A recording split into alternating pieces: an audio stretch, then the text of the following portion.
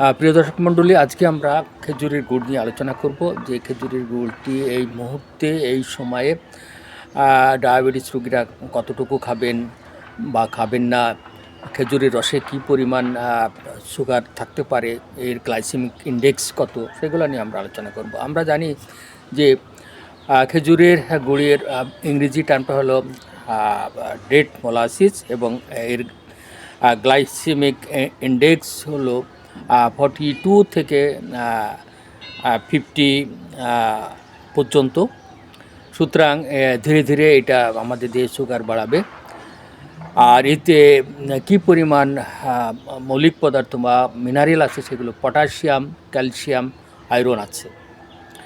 আর এটা হলো প্রচুর পরিমাণে অ্যান্টিঅক্সিডেন্ট, আছে।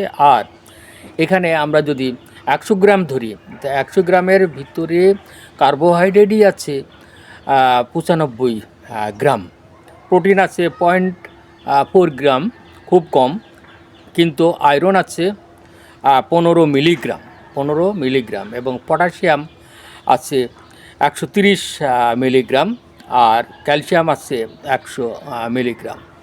তা এই উপাদানগুলো এখানে থাকাতে, আর আমরা এই সাথে সাথে আরেকটা কথা বলবো যে খেজুরের রসেও কিন্তু 42 থেকে বলা যায় এর গ্লাইসেমিক ইন্ডেক্সের রেঞ্জটা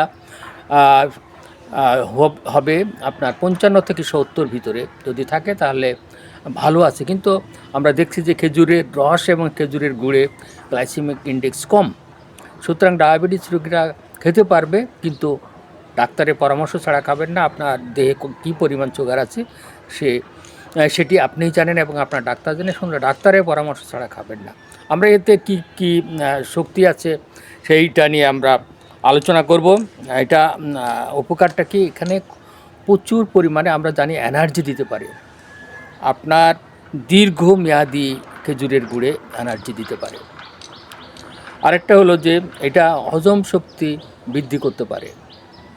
আরেকটা হলো যে রক্তের যে শর্করা আছে সেটা কিন্তু এটা নিয়ন্ত্রণ করতে পারে, কিন্তু ডাক্তারের পরামর্শ ছাড়া আপনি এটা খাবেন না। আরেকটা হলো যে এখানে পটাশিয়াম থাকায় আপনার বিপি অর্থাৎ যে হাইপারটেনশন এটাও কিন্তু কন্ট্রোল করতে পারে। কিন্তু ডায়াবেটিস রোগীরা প্রতিদিন 1 চামচ থেকে 2 চামচের বেশি এটা খাবেন না। ডাক্তারের কাছে পরামর্শ ছাড়া কিন্তু আপনারা এটা খাবেন না।